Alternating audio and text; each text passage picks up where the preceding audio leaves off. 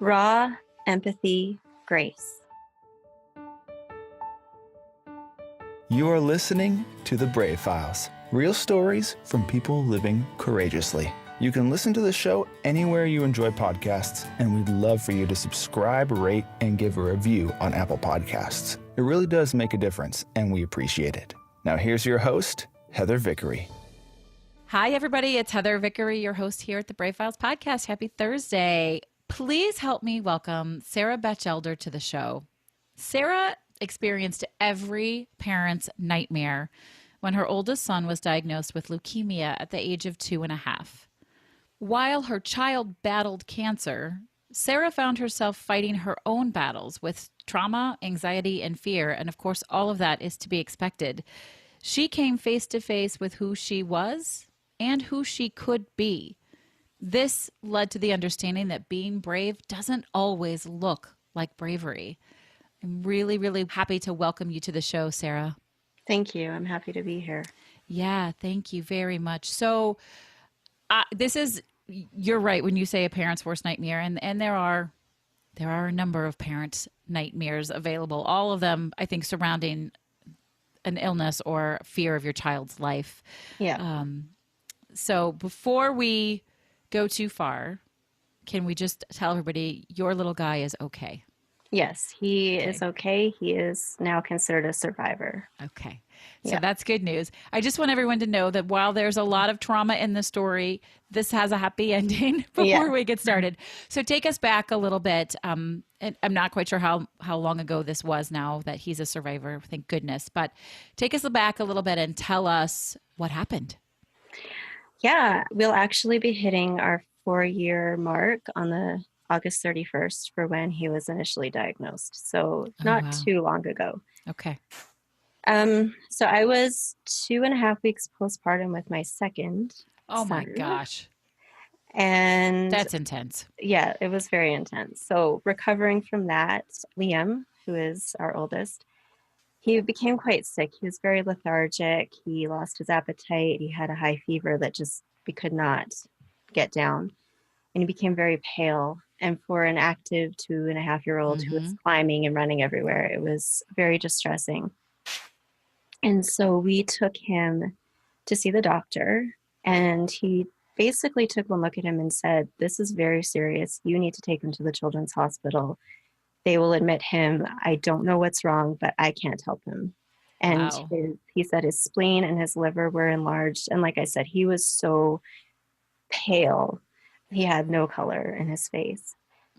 So that immediately, it's like, what is going on? Terrifying. And go straight to the hospital. I don't know what's wrong. It's like, my stomach drops. Yeah. So we went back home. We packed bags for him and my husband because he would be staying with him. I had to be home with the baby. And I called my mom crying, like, I don't know what's wrong. And I felt so, immediately you feel so much guilt as a parent. No. I'm thinking I should have gotten to the doctor sooner or realized there was something serious going on, but I just had a baby. And you took him to how much time had passed that he'd had a fever and been pale? It was 3 days. Yeah. Kids get fevers and they usually tell you to watch them, right? Oh, grace, one of your words. I get it. Yeah. Okay. All right. So we went to the hospital and they took us back almost immediately. And they ran all of these tests, which in itself was very just so difficult to watch as a mother. Yes. I had 3 people ask me all the same questions and I was just going, I don't want to talk about this anymore. What's wrong with my child? I have to tell you, I was just imparting. It was just last night I was telling my daughters, and it's certainly not the same thing, but when I gave birth to my second, they were interns. I just had this conversation with them, and they would all come in and ask the same damn question. And finally, I'm in labor. I snapped at one of them and I said, I just fucking answered that question. If you want to know the answer, go ask her. My then husband's in the corner, like hiding his face and laughing. So I get it. Like, I don't know how you didn't lose it on those doctors. I don't know. I think I was just in so much shock that I really was like trying to make it as easy on myself as I could by not Oh, losing that's my good. mind. You're smarter than me. Well, labor is, that's a whole other situation. Yeah, well, okay. So, yeah, they did many, many tests. And it was, I think, within 2 to 3 hours, we'd been moved to a private room, and the ER doctor and a social worker came in, and they said, based on the blood work, it's leukemia. And Oh my God. it was just, in my mind, I was thinking he had maybe some sort of infection and he'd be in the hospital for a week. They put him on medication for a while and then he'd be fine. Cancer never entered my mind as a possibility. Yeah. So I mean, it that's an was, extreme thought to go to yeah, when your kid has a fever or an illness. yeah. It Yeah. just, and I mean, I knew very little about cancer and children, and anything that I did know about leukemia was all the extreme stories where the child dies. So my first really coherent thought was, so am I going to watch my son die? Oh my God. And I still feel the squeeze in my chest when I think about it. I mean, I had no idea. And they sent the oncologist to come talk to us. I don't remember a word he said, other than we have to run more tests. And it was a long weekend, so those will have to wait until Tuesday because we don't have everyone here. What? Now that would have sent me over the edge. I'd have been like, you need to do what? You need to go save my son right now. Yeah. Well, and they gave him blood transfusions because his hemoglobin was ridiculously low and his white blood cell count was really low. So they got him stable so that they could actually even do the testing because he was just not strong enough at the time for them to do anything anyway. Right. But they said, we can't say for sure, but it does look like acute lymphoblastic leukemia, which is the preferred type of leukemia. If you're going to have You're gonna to have to have it. draw straws for leukemia, I guess that's the Okay. one that you want to draw. Okay. But no guarantees on anything. So, we get him settled in his room, and by this time it's, 11 o'clock at night. We got there at, I think, 4 that afternoon. And I have to leave. That's awful, right? Like, did you And just literally feel like you left half of yourself there? yes, he was crying for me as I left, Oh. and I just started like breaking down. As soon as I got home and in my own bed and by myself, I, I lost Yeah. it. I was just beside myself. And then the blessed relief of sleep came, and after that, we took it every day as it came. Yeah. And within, oh, it's all kind of a blur now, but within, I'd say 5 days, we knew that yes, it was acute lymphoblastic leukemia. He was low risk. And so he had like a 3% chance of relapsing and 97% chance of a full recovery. So Okay. So rough go, road ahead, but you yeah, felt good going into it, we as good as you knew could. it's a crazy thing because you kind of hit bottom when they tell you your child has cancer and everything is so unknown. And then once you start getting the information and the answers, you go, okay, we can do this. It's going to be, when they told us that treatment is typically 2.5 to 3 years, we were like, excuse me? Oh my gosh. That's What? that's insane. For children, it is actually typically for young boys who have leukemia, it's 3 years of treatment. But because he was low risk and because he did so well with the initial treatment, they were able to put him on the shorter protocol, which was 2.5 years instead of Oh my 3 years. God. Like this, that's what a elongated nightmare. Yeah. You adjust. The first Yeah. year was the hardest because there's a constant, there's different phases of treatment. So you kind of get used to one and then they change it and the schedule is different and then that changes again. But once you actually have 2 years of what they call maintenance, and it's not for him anyway, it wasn't terrible. We had some ups and downs with his immune system as they figured out dosages for the chemo that he took at home. But So he took chemo at home. yeah, there was chemo we gave him at home, and then there was the two different chemo drugs that he had through IV at the hospital. Was it a pill? How did you administer it at home? It was a liquid. A liquid. Okay. They had it in liquid form for children, and we gave it to him before we went to bed because his stomach had to be as empty as possible. Okay. So he really wasn't even awake for it. We kind of like get him up, put it in his mouth, he'd swallow it. Gotcha. Wow. And he didn't usually fight it because he was just tired. Yeah. How was he reacting with all the hospital visits and all the things happening? Did he know what was going on? I mean, 2.5 is little. He didn't. And they said, in a way, it's a blessing that he's so young because he doesn't really know that this isn't normal. I don't know that I fully agree with that. I think that subconsciously he knew it wasn't normal. Sure. I mean, they're not stupid. Yeah. It's just little. But he was so sick when we first took him in that he just didn't have any fight in him anyway. And once he started to feel better, he's such a social little guy that and they were giving him new toys all the time. Yeah, right. And we were bringing him stuff. So he was like, this is amazing. Oh my goodness. He kept getting new toys and whatever. We just wanted to make it as pleasant as possible. I know that at first he was in quite a bit of pain. His bowels were impacted. And so they had to give him morphine at night so that he could sleep, which I'm almost glad I wasn't there when they had to do it. So I think that was 3 or 4 nights they had to. And then he started, as he got rehydrated and nutrients back in his body, he started to kind of stabilize that way.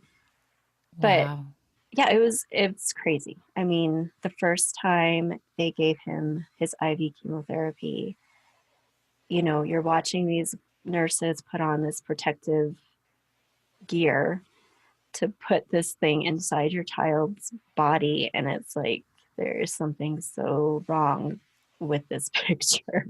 Yeah. Because if it spills outside of the blood vein, it can cause some serious damage to people's skin. Oh, and then they're putting that in him. And they're putting it in his blood. Oh my gosh. You kind of have to almost shut down certain reactions just to keep yourself from freaking out.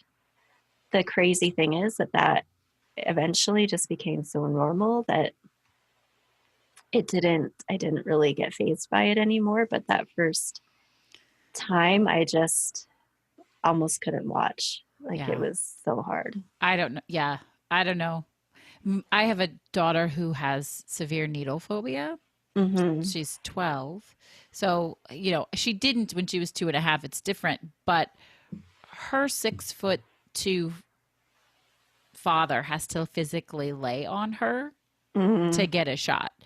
And so I'm thinking, if a 2.5-year-old wants to fight this, do you have to restrain him? Or was he just chill? Oh my goodness. At first he was so chill. The nurses were like, we can't believe how well he handles this. But he got sick of it within... Right? I would too. Yeah, within 6... I'm trying to think. He had to have RSV immunizations, which is a respiratory virus. And they have... And you have to have shots every month for 5 months. And it's based on weight. And he was a bigger boy. He'd been on steroids, so he had bulked up. Okay. And so he had 3 needles for those. And after the first one, he started to fight. And it got worse and worse. And it got to a point where even when they were because they put a port under their skin, to access so that they can draw blood and administer medication and that kind of thing. Right. Yeah. And he would scream like I had never heard him scream like that. And he would be like just pushing their hands away. They kept having to clean the area because he kept touching it with his hands. And yeah, there were times when we had to hold him down.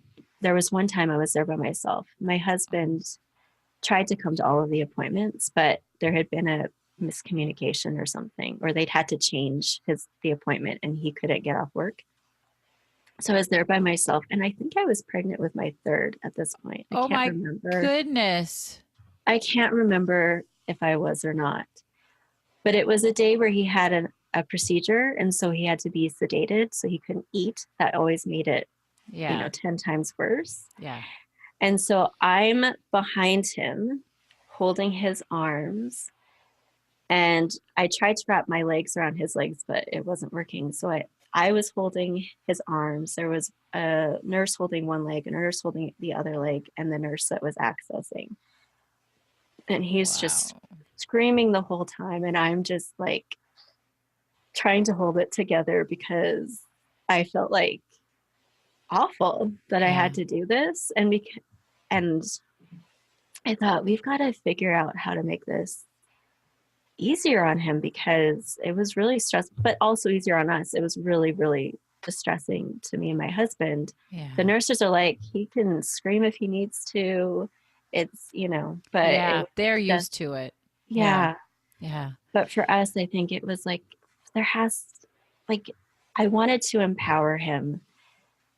And so I said, the night before we had an appointment, I'd say, okay, we're going tomorrow. You're going to have a poke. So let's talk about what you're going to do to help you get through it, because you can say you don't want it. You can tell the nurses to stop. You do what you've got to do, but it still has to be done because it's helping you get better. Mm-hmm.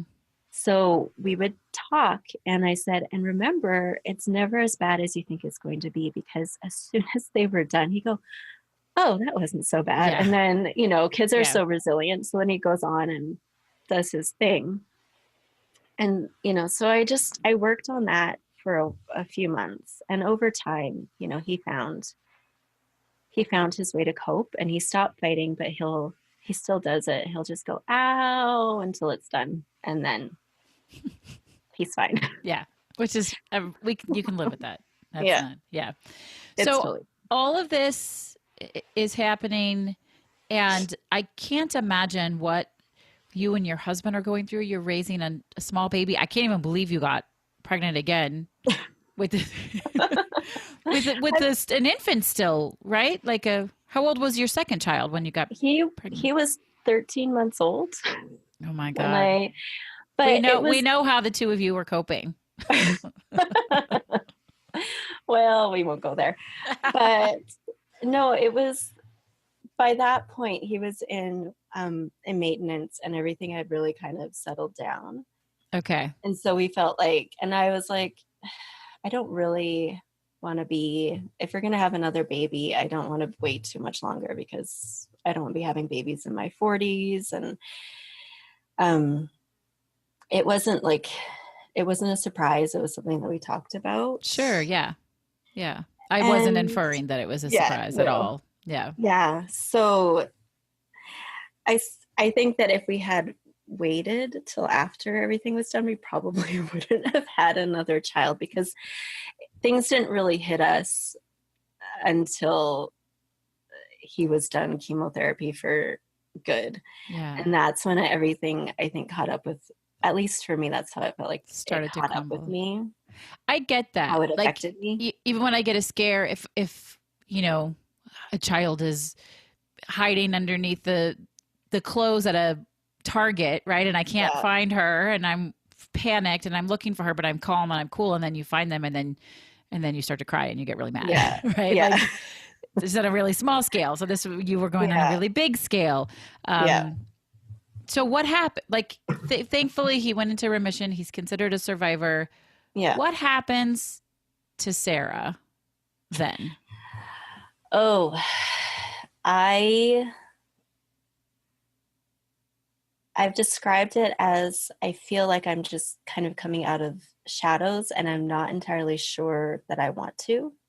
Mm. It was a really isolating experience because for the first 2 years, his immune system would crash a lot.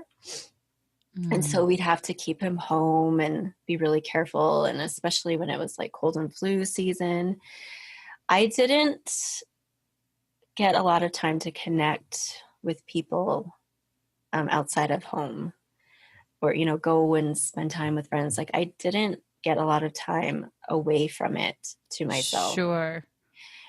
And so the stress became almost unbearable at times. And I I discovered a lot about myself and I didn't like all of it. What did you not like? I just how I reacted to the stress. That I became very angry. There was a time, particularly, so to backtrack, within the first 3 or 4 months, I mean, my husband was working full time, and then a month after all of this started, he started a full time online program that he'd already registered for. Oh, wow. So you really felt So alone. yeah, and then I had my gallbladder taken out Holy moly. 2 months later, emergency gallbladder removal. I had this horrible gallbladder attack, and You poor thing. And a and baby and and a a little kid baby. with cancer. Yeah, a baby who refused to take a bottle or a soother and just wanted his mommy.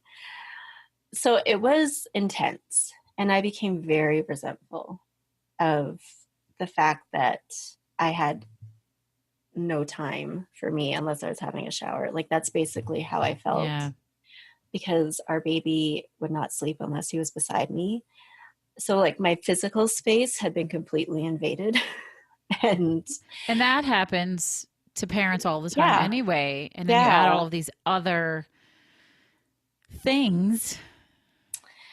yeah, it became heavy and I didn't like it. I tend to it's like, why am I angry all the time? I overreacted to things. I would just like suddenly just explode and become, you know, this crazy person who just wanted to get out of her house and away from everybody.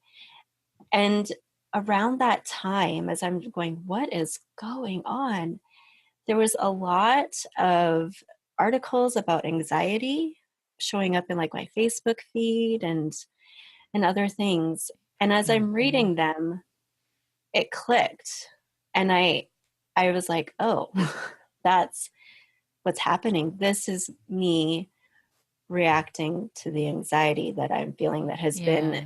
like multiplied. And somehow it's chemically, it's your body's way of protecting itself. Yeah. I totally put up like even when they were first talking to us and saying, oh, it's leukemia, I like outside I looked very composed, but inside it was like that deafening silence before the storm just breaks. And I was putting up, walls and whatever to hold myself together essentially so that I didn't get destroyed by because I didn't know exactly what was coming yet. Yeah. I think that makes sense. Yeah. And it was I read a lot of Brene Brown's work during that time. She's And a favorite. Yeah, she's she a is a favorite. favorite. Was there one Brene Brown work that resonated with you more than another? Well, the one that I read first was Daring Greatly. Mm-hmm. And that one really impacted me. And I honestly don't even remember if I read it before or during this. Like I don't have the timeline, but I think that I was reading it as we were going through this. And when she talks about, the armor that we put on Mm-hmm. and I just went, oh, like, and even now, as I've been thinking about it, I still put on armor to protect myself because one of the things that really triggers my anxiety is the feeling that I have no control. Yes, you and me both. I'm type A personality, right? And there's nothing to slap you in the face and say you don't have as much control as you think, as when your child becomes so sick that there is nothing that you personally can do to Yeah, make you them have better. no control at all other Yeah, than attempting to comfort them and keep them calm. do what the doctors tell you to do. Yeah. I work with, as I coach people, I help people find their position of power in a situation. Mm-hmm. And people give me a hard time about that. You and I are clearly type A control freaks. And as my partner's like, are you trying to like build a little tribe of crazy control freaks? And I said, no, there's a difference in standing in your power and being a control freak. There's a Yeah, really big difference. And we're so hard on ourselves about that. yeah.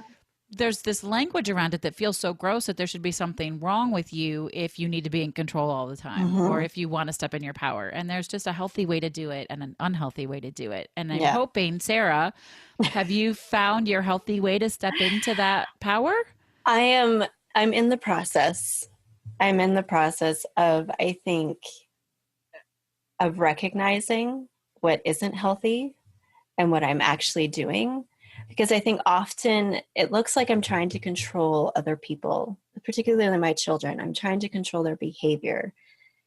It's not because I want to actually control them, but because I'm trying to control what is affecting me. And my anxiety is triggered by noise. Like my brain gets Yeah. overstimulated, and there are 3 little boys and they can be quite loud at times.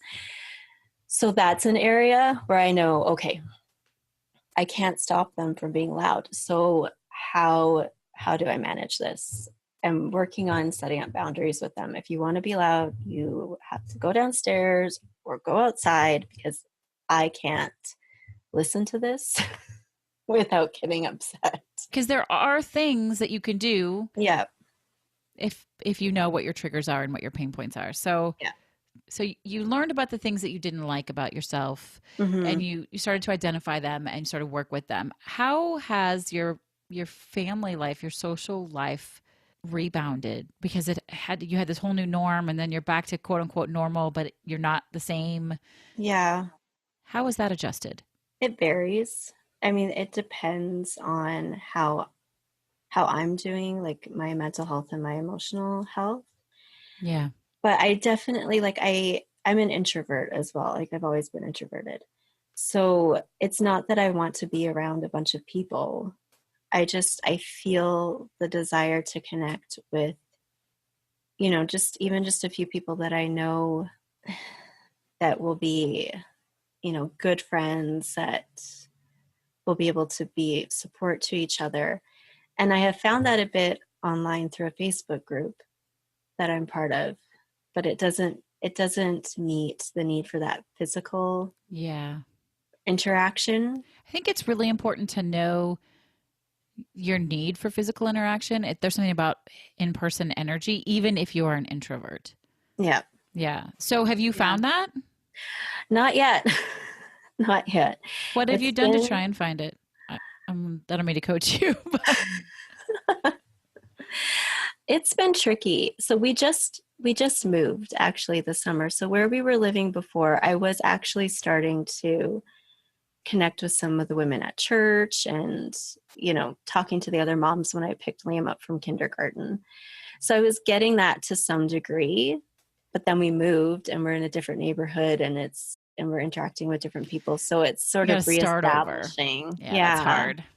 Yeah. And it's summer, so a lot of people are away. So I haven't quite got there yet, but it's not hopeless. It's just it's going to take a little bit of time.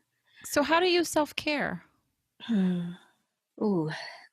Well, I make sure I have a shower every day, which honestly is super important to me. I am telling you, when I had, again, not even close to the same thing you've experienced, but when I had each of my babies, and I've had 4, that was my win. Like if I Hmm. can get through the day and have taken a shower before I go to bed and we're all alive, we're good.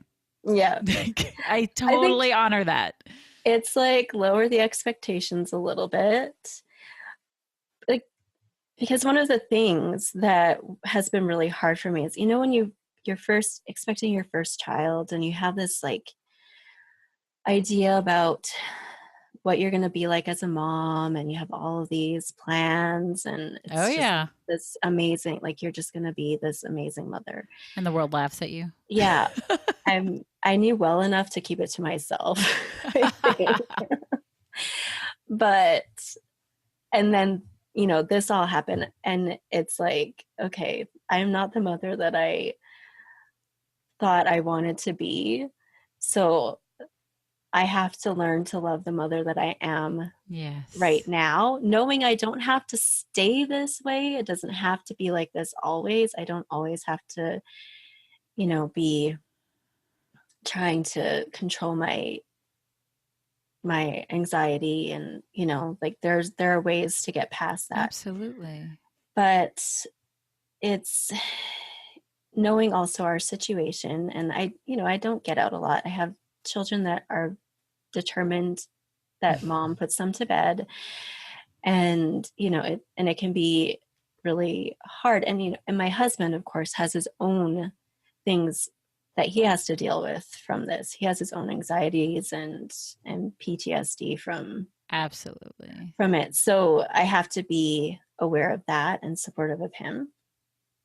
So it's, for me right now, it's little things, and it's saying, okay, having a cup of my favorite tea, sitting down and enjoying some quiet. Like quiet's a big thing for me, just having time to be in quiet. Or it's recognizing that I need a little more fun and laughter. So maybe I watch a funny movie, or I go blow bubbles with my children because I love bubbles.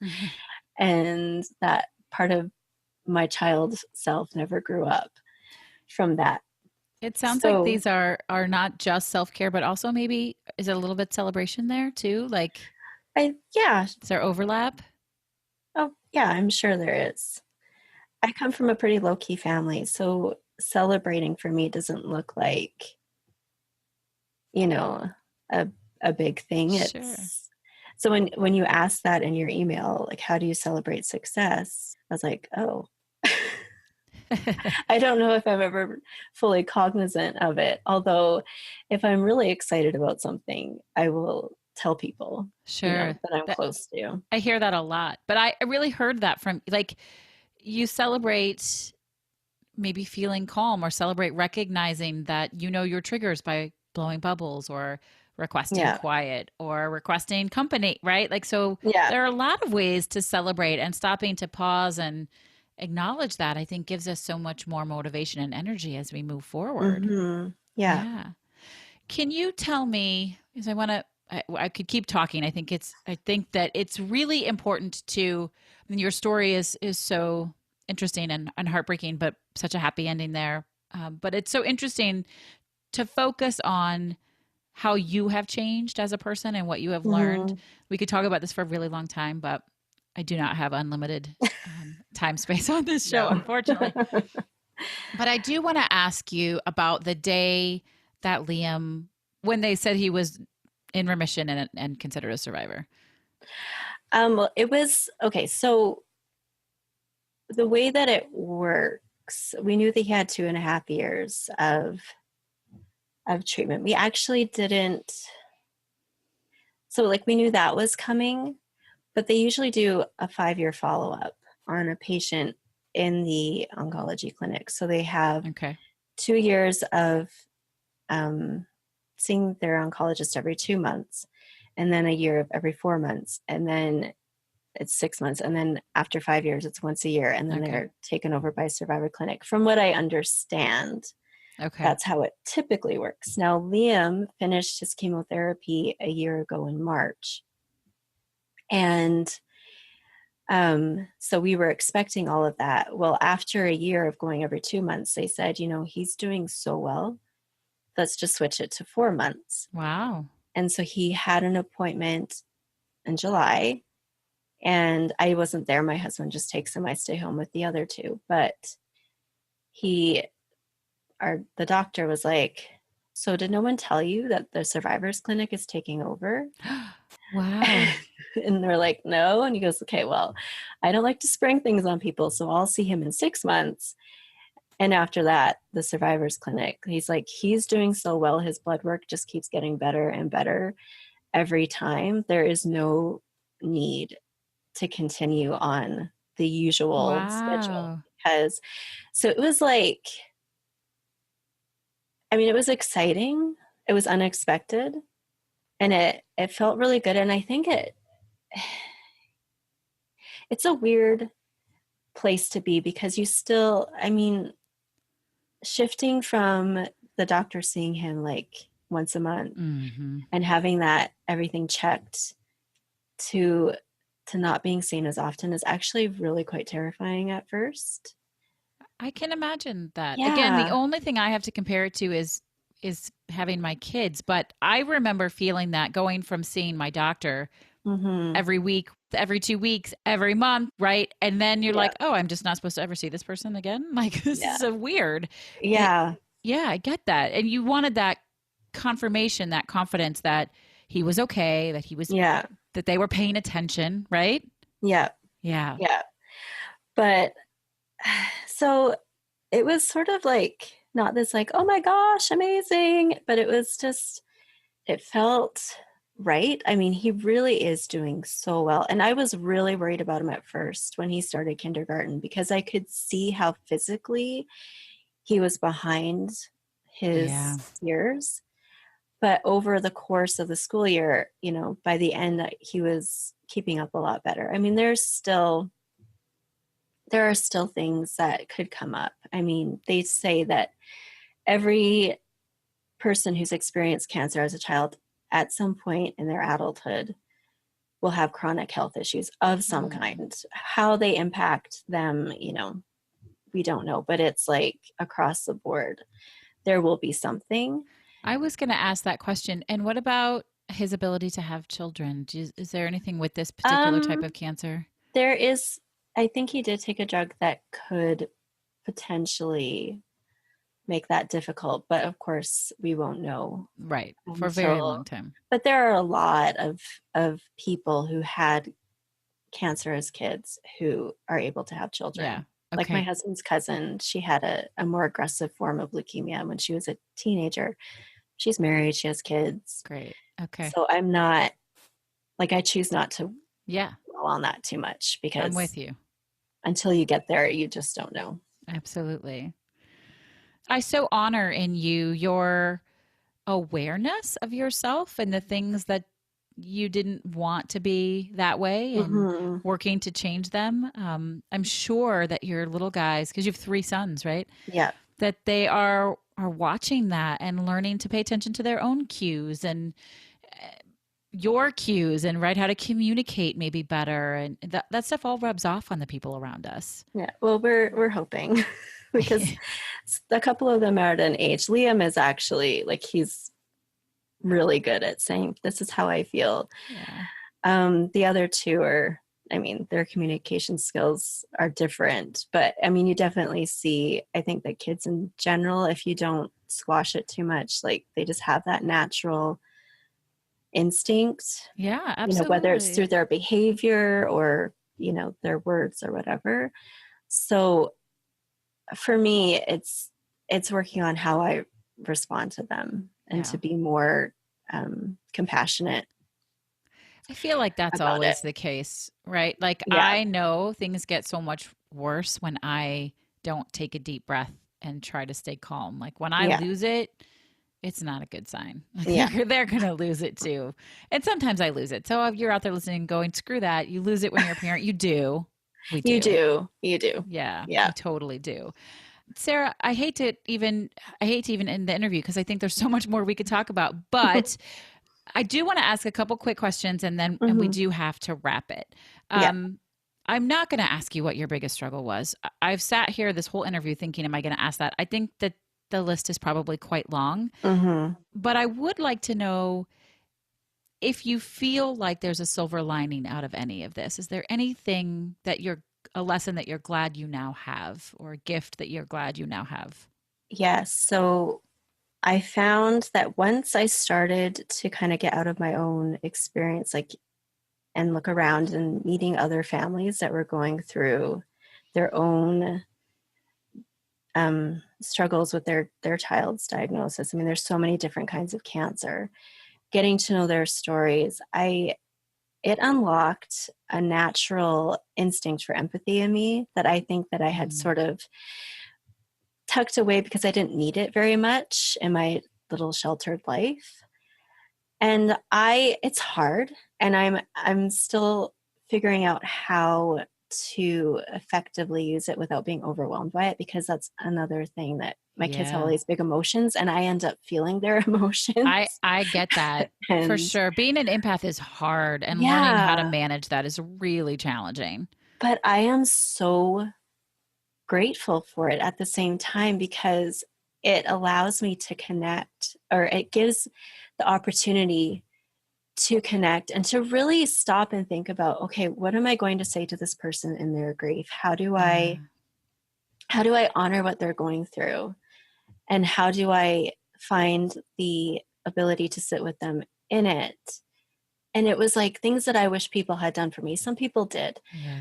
but I hated people being like, oh yeah, that must be so hard. Or, Mm, like somehow, like, I don't know. I just, where it felt like, no, you don't really understand what I'm going right. through. And I don't feel like you're really trying to understand, because it's uncomfortable. Yeah.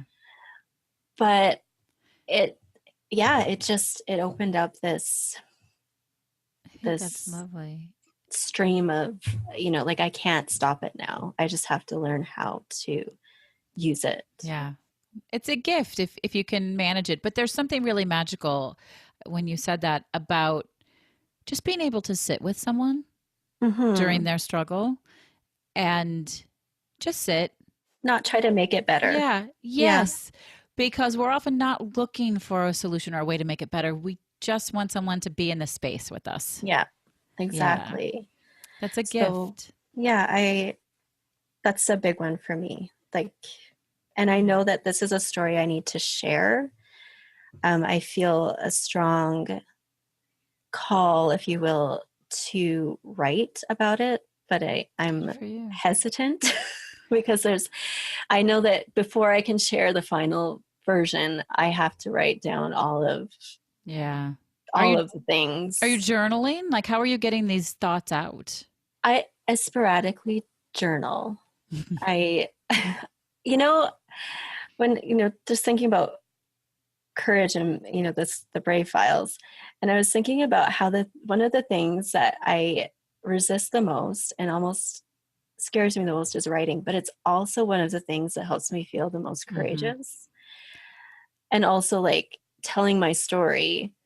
Before we started, I mean, I felt sick to my stomach, Yeah. and that part of my brain's like, run, it's dangerous. But It's vulnerable, Brene yeah, Brown. but once I start, it gives me strength. It gives me Yeah. more courage. So I'm like, why do I keep resisting? But Well, I highly encourage you, and I know we have some mutual friends who would do the same. Hint, mhm, hint, Lily and Casey, if you're listening. yes. Um, just write for yourself, journal for Hmm. yourself. And yes, I mean there's something that cracks open when you Yeah. do that, and then it's there, and then you can't deny it. But there, it also allows you an opportunity to heal, and it's a Yeah. really lovely gift. So I would say, give it a try. Sarah, can you share with us what your favorite charitable organization to support is? Oh goodness.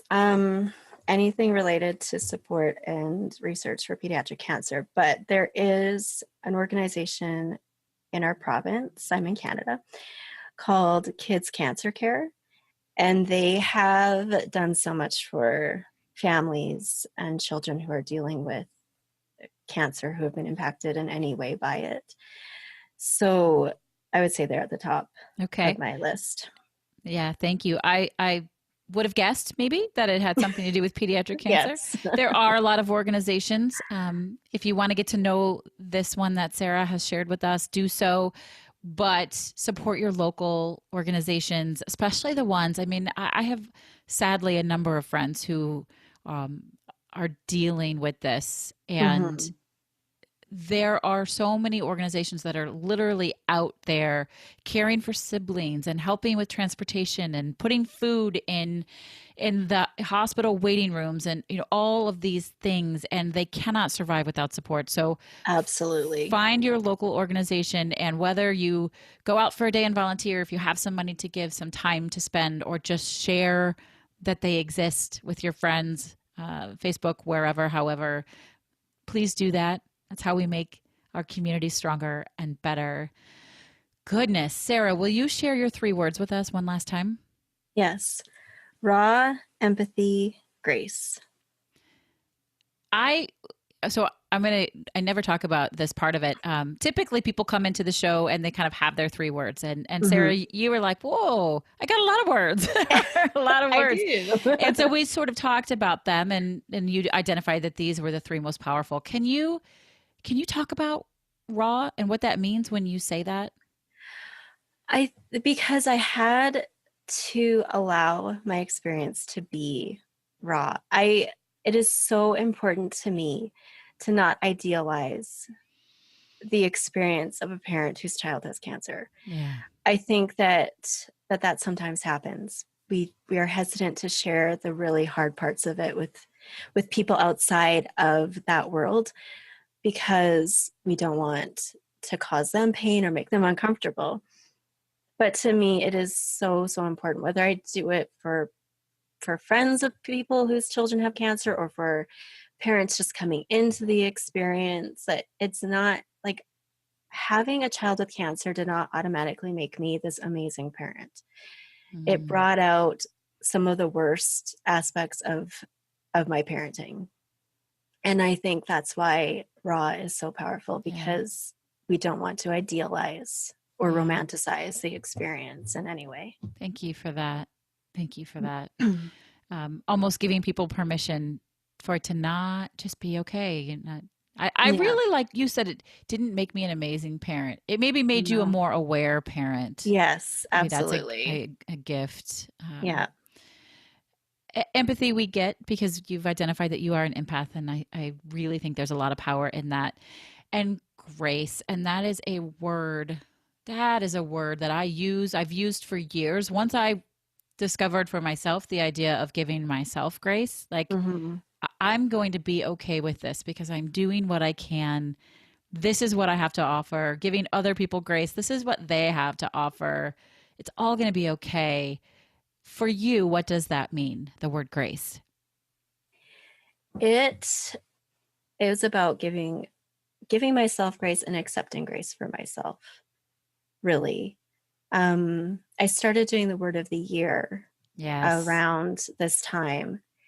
And my first word was thrive, because I didn't want to just, grit my teeth and get through the experience. I wanted to grow in it. But as I explored what that meant, I realized just how much I needed grace, because I was really hard on myself. Yeah.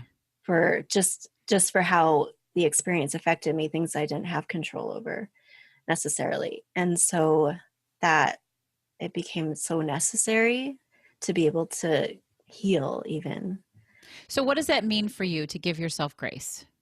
It means recognizing that I don't have control over everything. Yeah. And that I was affected by what happened, and that sometimes it's going to be overwhelming, that I do have a struggle with anxiety, and that doesn't make me a bad person. Yeah. That a lot of people do. That's not in my control whether or not I struggle with anxiety. It's what I learned to do about it. So just really, it's about taking responsibility, what I need to take responsibility for, and letting go of everything else. Yeah. Good for you. Sarah, I am honored that you came on to share this story. I know it's hard for you to tell.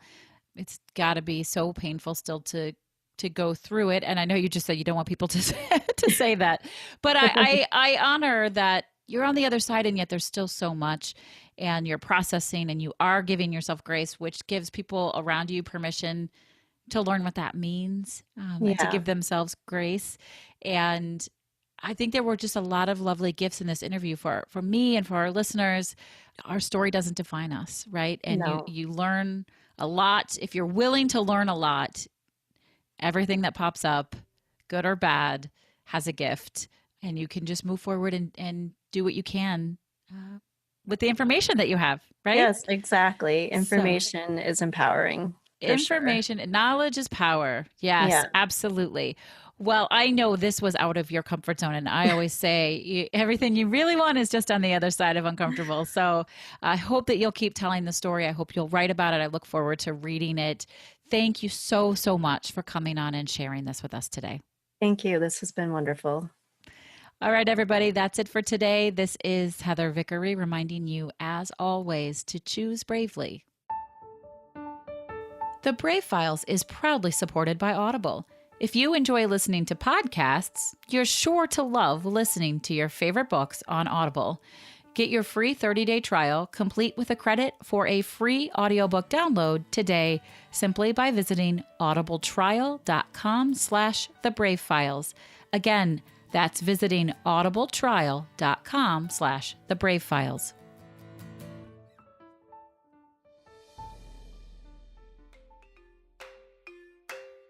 The Brave Files is proudly supported by Lost Format Apparel, a socially conscious clothing company. You already know that homelessness is a huge problem. Over 500,000 Americans are living without shelter and millions more without consistent access to everyday basics. My friends at Lost Format know that solving homelessness is a much larger problem than any one company or person can solve on their own. It requires teamwork, sacrifice, strength, and building communities through personal and professional relationships. And isn't that exactly what the Brave Files podcast is all about? That's why I'm proud to say that the Brave Files has partnered with Lost Format, and together we're working to change the face of consumerism in addressing homelessness. You can now get one of 2 fantastic shirts custom designed specifically for the Brave Files. Each order goes towards providing necessities to the homeless. We have one shirt that, of course, says "Choose Bravely," and another that reminds you that brave is always greater than fearless. Head on over to vickeryandco.com/store to see both beautiful shirts and to check out the entire product line from Lost Format. All of their stuff is super soft and comfortable and has an amazing fit. Use promo code BRAVE to get 10% off of your Brave Files custom t-shirts. And if you have an order over $30, your shipping is free. I choose bravely to take the plunge to help solve homelessness. Are you with me? Thank you for listening to The Brave Files. Be sure to visit thebravefilespodcast.com to access the show notes and discover fantastic bonus content. Music composed and produced by Matt Lewis of Union Music, LLC.